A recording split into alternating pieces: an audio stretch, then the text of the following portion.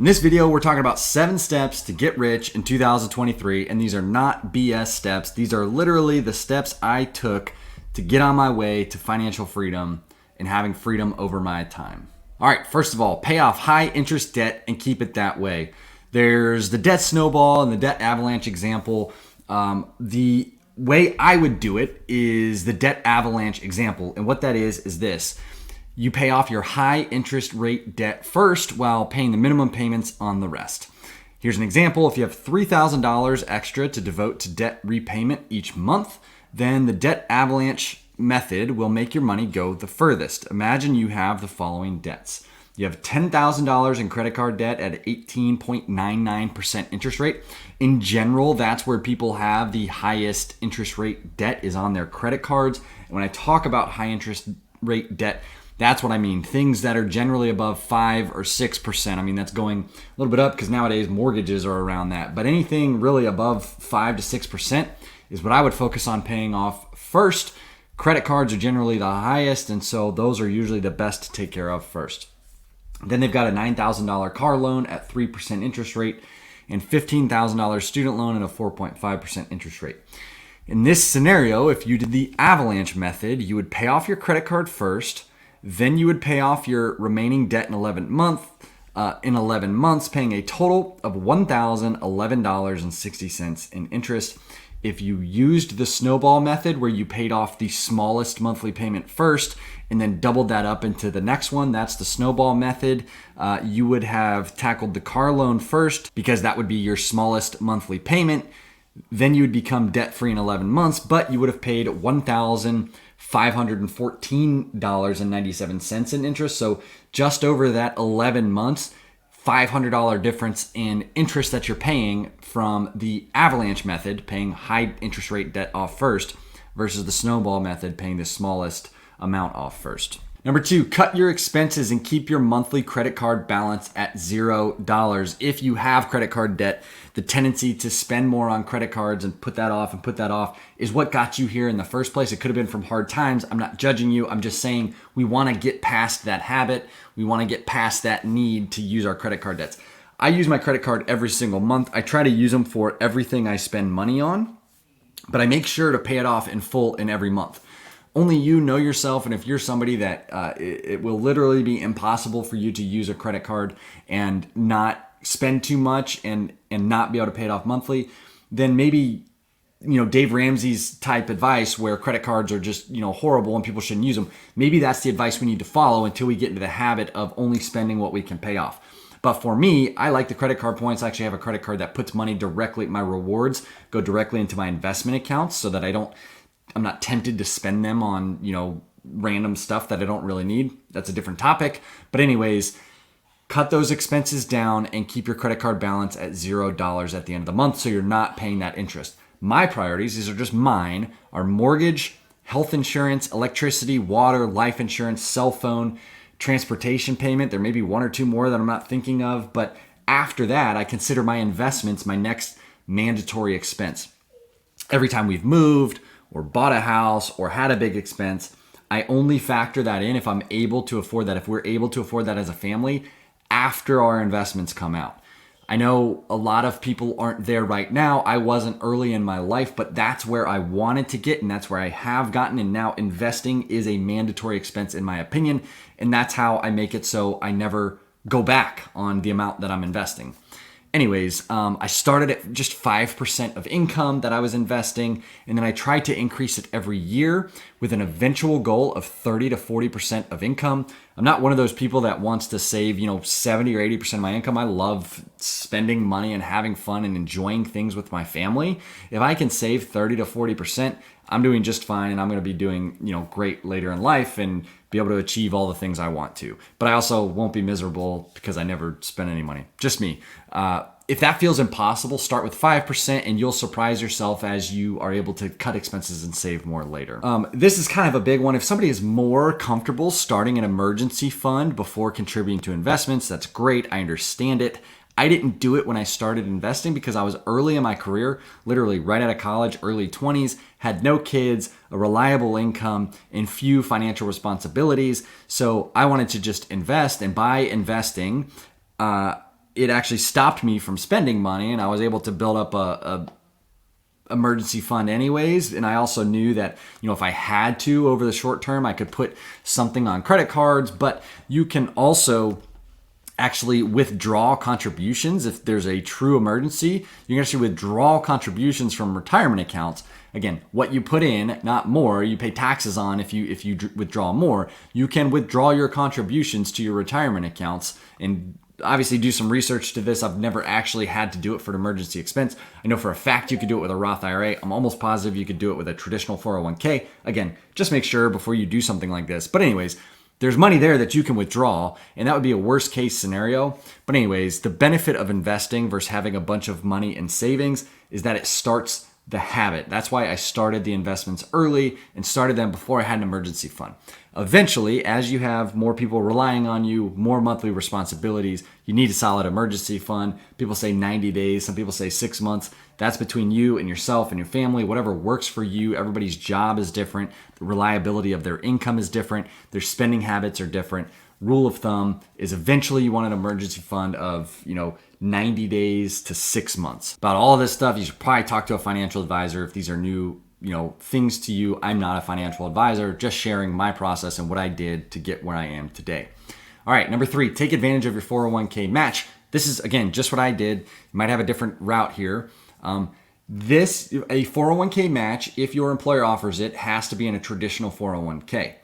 These accounts use pre-tax dollars for contributions, which reduces your taxable income and therefore your annual tax liability. You can claim the amount you invest as a tax deduction on your annual tax return. You are, however, liable for taxes on any withdrawals you make.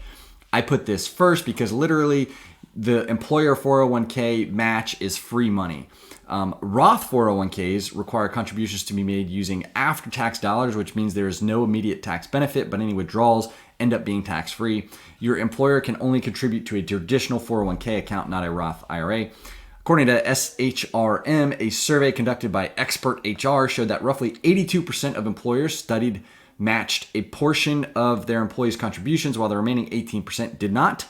Average match by employees was 4.5%. So that means if you put in 4.5% of your income, your employer would match that. That is a free 100% return on 4.5% of your income. Plus you get the tax write-off on that 4.5% income. That's why I do the traditional 401k first if there's an employer match and go up to the employer match, but I didn't go beyond that. Again, people are going to disagree with this, but this is just what I did, right? After that, my next dollars went into my Roth IRA. Again, if you're eligible, not everybody's eligible for this, but a Roth IRA is a special individual retirement account where you pay taxes on money going into your account, and then all future withdrawals are tax-free. Roth IRAs are best when you think your marginal taxes will be higher in retirement than they are now, which I thought they would be personally. I thought I was going to have a life of building income and wealth over time, building investments over time. I wanted to become an entrepreneur. I wanted to have, my own businesses, and I still want to be working into my 60s and 70s, doing something I love that helps other people.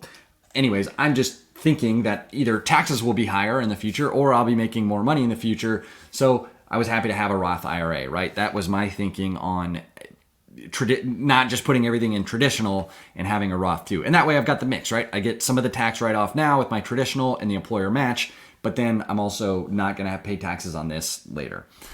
Single filers can contribute to a Roth IRA if they earn more.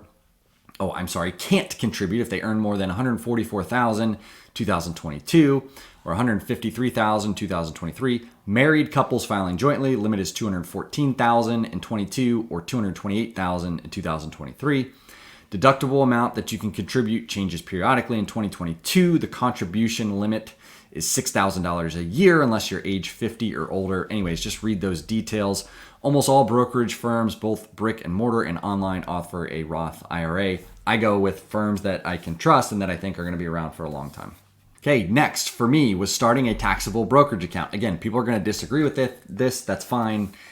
Do your own thing. Let me know in the comments how wrong I am. Once you have hit the max employer match and maxed out your Roth IRA contributions, this is where my money went next. Additional investment money can go into a taxable brokerage account. I viewed this as I started this when I was in active duty in the military, and if I did 20 years in the military, I'd get out at age 41 with a retirement for the rest of my life from the military, or until that goes away, which hopefully it didn't, right? So my thinking was that this taxable brokerage account was going to be for bigger expenses that I needed, 5+ years from the time I was putting in. I never wanted to have any money invested that I might need in the next 5 years. But I would use this for things like down payment on a house if I needed it, major purchases, maybe it's home additions, whatever, kids' college, big expensive things that I needed. And it would have essentially been my bridge from either the time that I left the military at age 41 or whatever until I hit retirement. It was at retirement age where I could draw from my retirement accounts. Anyways, this is how we went about it. There's a key thing in here in being happy and enjoying life, right? So I try to mix that in too. My goal was to invest as much as possible until we got to 15% of income. That meant few vacations, not buying expensive furniture, not buying expensive cars, things like that. Keeping, those expenses as low as possible. Once we hit 15% of income invested regularly, every time we got a raise, we put 50% into investments and allowed ourselves to spend the other 50% on whatever. At this point in our life, we don't budget by category. If we're hitting our mandatory investments and we're hitting 30% plus of income invested, we could spend the rest of our money on whatever the heck we want to. We do not bucket that. Giving ourselves that 50% was a great balance of still investing, but also enjoying life and doing fun things with a growing family. Now, again, we are able to invest 30% plus, which is great. Before I ever buy a Tesla, a luxury car, or whatever, I need to be able to invest 50% or more of income for an entire year before, really allowing myself a luxury expense. I don't know if I will ever do things like that, but if I'm able to do 50% of income invested for a year or multiple years, then if I did decide I wanted to do that, I wouldn't feel bad about it. Even though Warren Buffett still lives in the same house that he lived in 57 years ago and drives a 1999 Cadillac Corolla. It's not even the right brand, but you know what I mean. All right, number 6. Increase life insurance. And again, this might be out of order or whatever. I still had life insurance, right? I still had coverage. But as we had kids, as we had more responsibilities, a mortgage, car payment, low interest car payment, but still a car payment, reasonable. I wanted to increase life insurance because, in my opinion, the worst thing that could happen is, and it stressed me out, and I'm still in the National Guard, so my military job is inherently a little bit dangerous. But still, even if I wasn't, I would still do this. Increasing life insurance, because I just want to have the peace of mind that if anything ever happens to me or my wife, we have it on my wife as well. She's working and definitely contributes meaningful income to our household. The last thing I wanted to worry about, and the last thing I want to worry about on a daily basis, and the last thing I want to do is put my family in a bad position financially if anything ever happens to me. So we got, I think it's 30-year term life insurance. And we got it at an amount that I know will take care of everything, every debt that we have, and provide essentially runway and peace of mind and still financial freedom for my wife and our family if anything ever happens to me for many years to come. Till she finds another husband that's better than me and makes more money anyways. Depending on your mortgage, your debts, and income, most people recommend 8 to 12 times your annual income. I chose term life insurance. There's a lot of good places to find this stuff. Actually, Ramsey I disagree with a lot of what Dave Ramsey does, but they have some good posts about life insurance, and there's other great stuff out there. Anyways, I've never been interested in whole life insurance. I'm not a broker. I'm not a financial advisor. I just went term, and this is from Dave Ramsey. We'll give it to you straight. Term life insurance works while whole life fails. Reason is simple. True purpose of life insurance is to replace your income if you die, to do it as cheaply as possible. That's exactly what term life does. But whole life, it's costly and confusing because it puts investing into the mix with insurance, adds up to an expensive mess, which we'll discuss in detail below. So they go on to more of it. You want to understand it, obviously, but life insurance is life insurance for me, not investment. My investments are investments, not life insurance. Number 7, take advantage of kids' college plans, HSAs, FSAs, things like that. I'm not super knowledgeable in here. Through my military service and military benefits, I have the GI Bill that I'm able to basically gift to our children. And so we've got 3 kids. I've given each of them 33%, and I gave my favorite kid 34% because I think that's how the numbers work out, something like that. So we actually don't use a 529 plan. And then the way that I do this is A, that GI Bill, B, they're going to be able to pay for college on their own, and then C, or whatever they want to do on their own and work for it for the rest of it. And then C, not going to tell them this, so I hope they don't watch this, but when they're older, if we want to, we're able to essentially gift them money and give them money or give them part of our investments or whatever. And we chose not to do a custodial account specifically because when I looked into it, there are some things that apparently, once they turn 18, that money basically is theirs to decide to do whatever they want with. I would rather maintain control of that money and be able to gift that to them when I want to. And so just keeping it in a non-tax advantage brokerage account, plus the other things that we have, like the GI Bill and the fact that I'm going to want them to have to work for college a little bit, or if college is even around, who knows what's even going to be around. Anyways, not an expert on this part at all. Want to put it in here for you to look into and pay attention to as something you might want to put in your mix. Number 8, increase your income. This is like one of the most powerful things that you can do and should do over time. Increase your income. And I have personally lost my job. I was active duty in the military and transitioned into the civilian sector while I'm still in the Air National Guard, which is like part-time military service, right? I've worked at startups my entire career since I left the military. And I have actually lost my job due to cuts, due to the pandemic, and then just the crazy market and startups not being able to raise money. I have lost my job 2 times in the 3 or 4 years since I've left the military. And so the most important thing that you can do is to increase your income and increase your income streams. You can do that by advancing in your current job, which I highly recommend. You make yourself indispensable to the company that you work at and do the absolute best job that you can. But I also highly recommend multiple income streams. For me, that is, we've got the Air National Guard as an income stream. We are a dual working family, dual working spouses.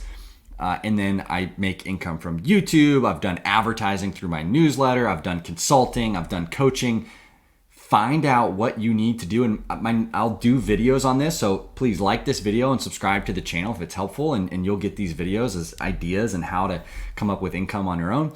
But I've actually made significant additional income from additional income streams outside of my primary job. And I strongly encourage you to consider doing this as well.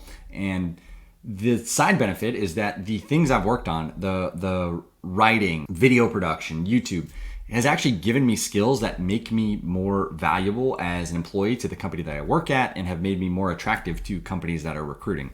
So if you do it right and you're a good person and you're nice to people and you're honest with people and you do a great job at your job, it's actually a win-win for you and your employer. And then finally, you're not going to get rich in 2023 just by doing these things, most likely, at least not financially, but you are setting yourself up to be rich mentally, financially, and physically. Let's not forget that. Like, spend time taking care of yourself, right? Which I'll do some videos about. But you're not going to just get rich in a single month or a single year with a single investment, right? Over the short term. But this is what just $500 a month invested looks like over 30 years at an 8% interest rate is the red line. The blue line is a 10% interest rate or return rate. And then the green line is a 6% compounded over time, right? And so if we look, this high version, so 10% is right at $1 million over 30 years. The 8% return is about $693,000, and then the 6% return is right at about $400,000 or $500,000. This is $500 a month, never changing that over time. So $500 might feel a lot right now, but again, this is over 30 years, and I think that you can do, well above $500 a month over a course of 30 years. And so these numbers will go up a lot if you're able to do more than $500 a month on average. And this gives you a range from 6 to 10% interest rate, which the stock market on average over time, past 100 or so years, has averaged about 8 to 9% after inflation. So maybe that'll be lower. That's why I did 6% and 10% at the high range, right? But this is the formula. This is the formula to ensure that you are on the path to be rich and to be secure and comfortable financially and not stress about money. So again, if this content's helpful, I would love for you to like the video. That helps more people find it. It tells YouTube that this is actually a good video and not trash. And then subscribe to the channel so that you never miss an update. And we can both be on our path to a healthier and happier life, physically and financially.